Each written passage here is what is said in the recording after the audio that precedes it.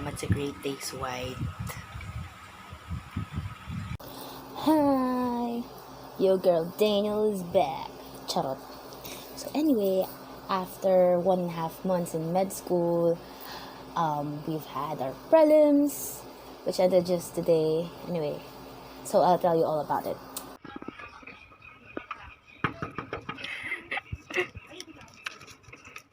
No! Okay, so I have here 4 questions which I'd like to answer to get future MDs prepared for their first ever prelims, because I think I wasn't.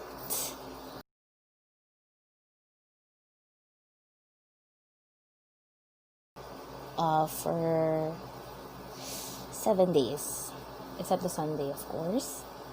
So each day we have one exam. For the first years, it's 7 to 9 a.m. So I had to wake up early from my nap.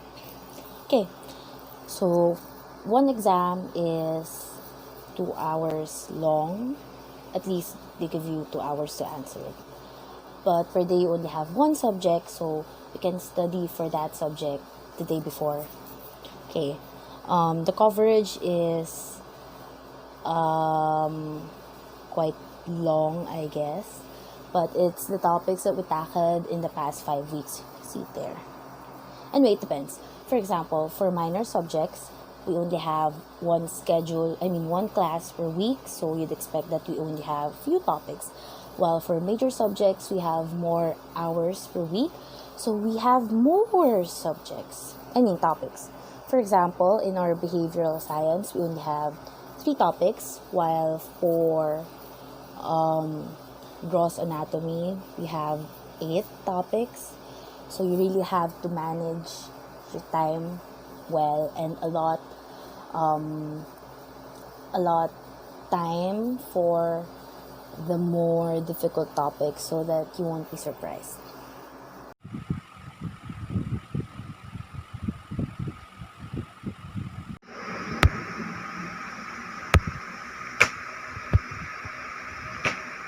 Okay, exam type, it's multiple choice questions.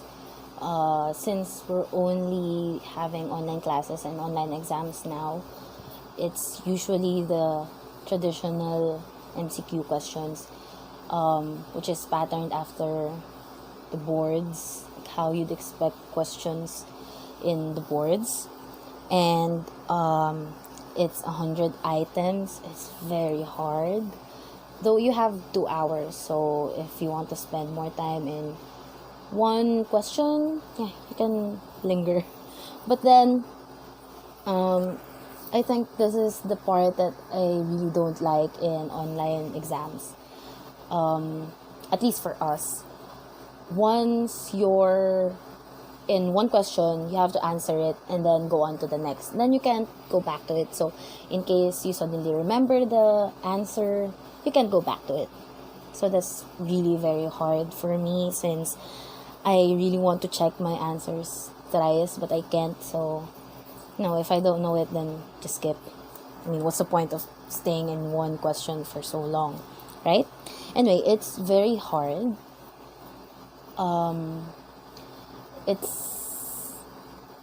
It's multiple choice questions, so you always have an answer at least. But then again, you should expect the questions to be a little more difficult. Like, some are very long, some are some incorporate one concept and then apply it in cases, or fill in the blanks.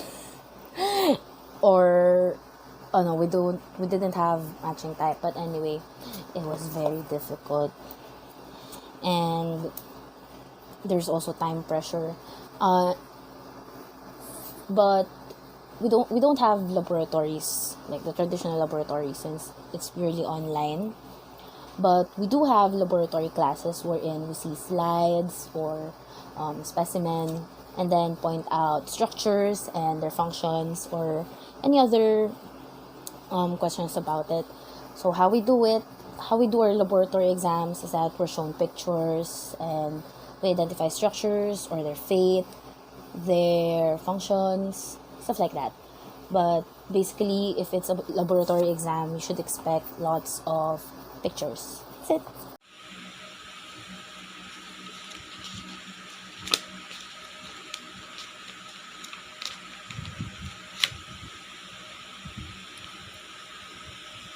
Okay, this is the most interesting part, at least for me. How do I review? This is a little bit new to me because in college, I think I reviewed a lot for math only. For the other subjects, it's mostly reading before the class if it's really hard, and then reading before the exam, and then trying to remember some concepts, like just remember it. And the only subject we're in, I really had to study by posting my my lectures on the board was biology, and I only had one biology. So anyway, I kind of did almost the same thing, but more intricate this time. So in med school, at least I think in all med schools, we have these or transcriptions, which are transcriptions of the lectures and are based on the book, the presentation, and the prof themselves. So sometimes you'd see some things here that aren't on the presentation because the lecturers just said them. Okay? So for example, here, this is Carbochem. I have a highlighter system,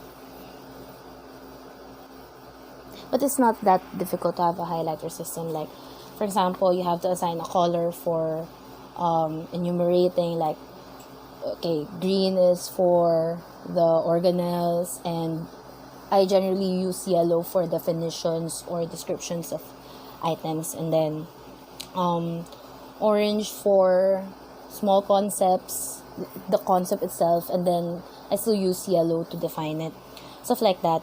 And I think the most important part is pink. I use pink to highlight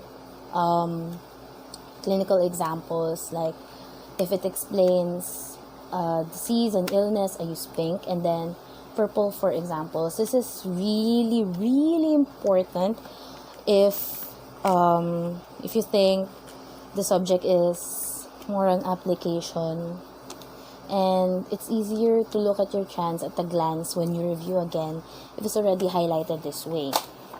So for example,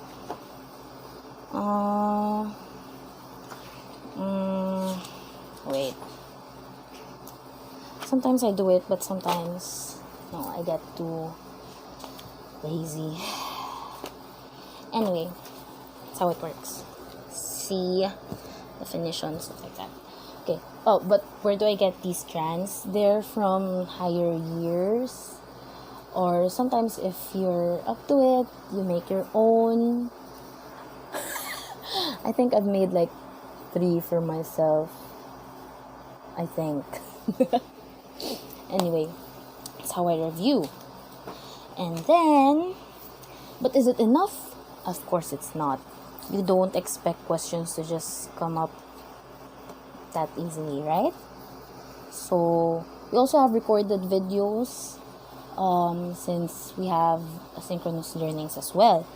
But then sometimes it also doesn't help, so I go back to trusty old YouTube videos to explain concepts that aren't really clear, even though I've already read them multiple times. And I think this saved me. We have samplex or sample exams, which are samples of exams from the past years.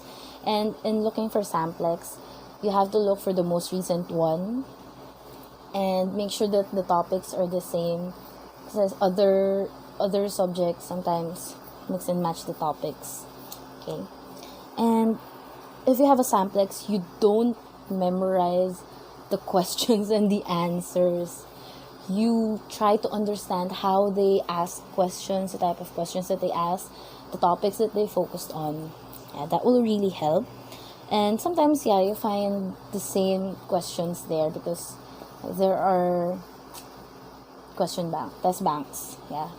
But still, it might be a trap. Like, oh, I think I've read this question, and then you automatically click an answer, but it's actually asking the other thing. So you still have to read the questions and make sure that you understand the topics, not just memorize the samplex. Okay, poor you. Okay, anyway,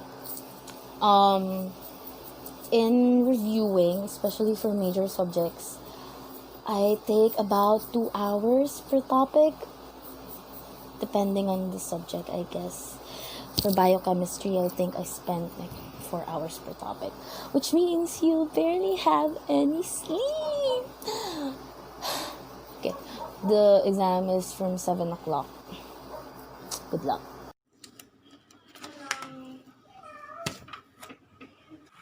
Ooh.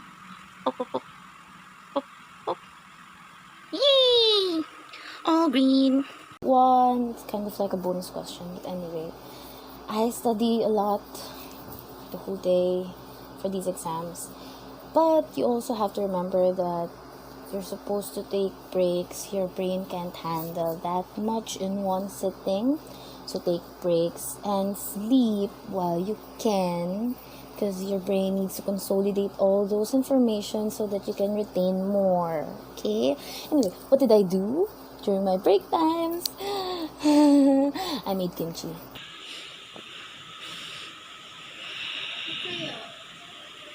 It smells so good kaya.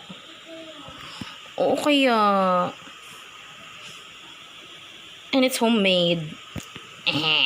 And coffee jelly and banana bread. Yes. Also, I watch Grey's Anatomy. But sometimes, I had more time before to watch it. Like, I could watch 7 episodes a day.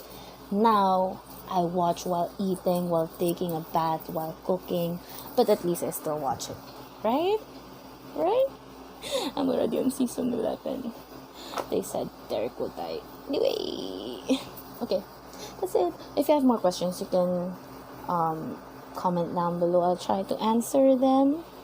So, good luck if you're also having your prelims, or if you're planning to take medicine when you're still an undergrad or high school.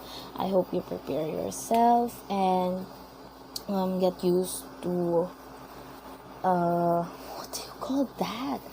A study habit. Yeah, make your own study habit, whatever. Build it up so that you won't be surprised. I was surprised. It's done. 7 days of exam. Done. And I'll sleep. One last thing. Did I do well? Let's see if I can still make it to the next semester. I'll update you. Thank you.